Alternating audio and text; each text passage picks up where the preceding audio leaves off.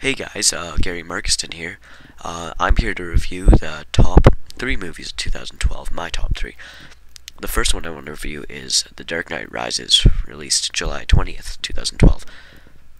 When I saw this movie, I had super high hopes, very high hopes, and they were fulfilled. Batman Begins puts you in this whole world that Christopher Nolan has just sort of reinvented and made the Batman world so much more intriguing and more relatable than most superhero films, and darker. And I really liked that about it. It's one of the darkest superhero movies of all time. Those 3 movies, aside from not counting like Watchmen or Spawn or stuff like that, or Daredevil. But don't even get me started on the Daredevil movie.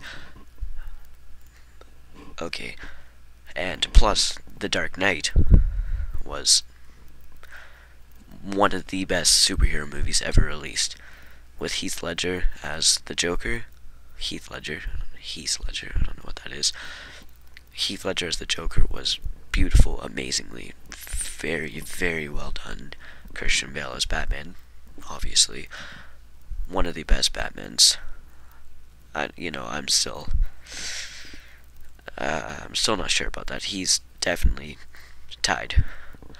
So when I went into the theater for The Dark Knight Rises, I had very high hopes, and yes, my hopes came true because Bane was reinvented, much like some of the other villains, and into this just terrorist with this master plan, with this vision to just. And he had this plan with the bombs and the explosives and closing in the city, and everything was just, and time was ticking, and Batman had to come back and be Batman after 8 years of being gone. Michael Caine was amazing in this movie. I really liked him. There was some very dramatic scenes with him, and I really liked that about this movie. It was a very well ending to a very, very, very good trilogy. The second movie I'm going to be talking about is The Avengers, released May 4th, 2012. Yes, The Avengers. Well, what do I have to say about The Avengers? It was a great movie, great special effects, great acting by especially Robert Downey Jr., Chris Hemsworth, Mark Ruffalo as the Hulk. He was. But what my only problem with the Avengers was that there wasn't much of a storyline. I'm thinking the Avengers 2 is going to be a lot better, because don't get me wrong, I really enjoyed the Avengers, but it didn't have much of a storyline, and I'm not blaming that on anyone, because they had to include a lot of them getting together and working out their differences and stuff, but there was a lot of stuff, singular stuff, of them not meeting up, and it didn't have a lasting impression on me, personally, but it grows on you. So, like, I'll be like, oh, that was really good, and then like a week later I'll be like, oh, it was okay, I guess didn't have much of a lasting impression, but then like another week later I'll be like, oh god, I gotta go watch The Avengers again. That was a good movie, and that's what I found about it. You watch it, you start, in the middle of watching it, you're like, oh, this is, oh yeah, I remember this part. It's kind of,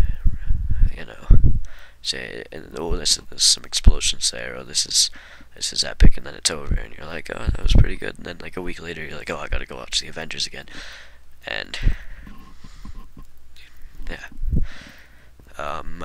Third and final movie is Men in Black 3, yeah, okay, and it's not really a superhero movie, per se, still published by, DC, and, well, kind of published by DC, but, Men in Black 3 was, came out a couple years after Men in Black 2, which was, no one really thought they were going to make a third one. There was talks about it, and when it came out, I went to see it. Let's just say I went to see it the next day, and then the next day, and a couple times after. This movie I really enjoyed. This movie has a lasting impression. This movie, let me get this straight. Time travel movies, I have a soft spot for them. I love them. Anything about time travel, and when you gotta think about it, and you gotta process the storyline that's happening, and you're like, oh, that's happened, so if that happened in the past, this can't happen in the future. I love stuff like that.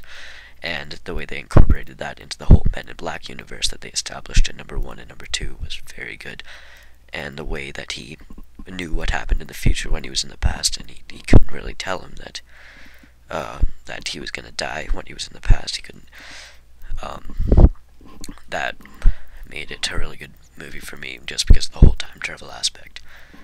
And Boris the Terrible. Boris the Animal. Jeez, Boris the Terrible. I don't know what that is either. Just like Heath Ledger, which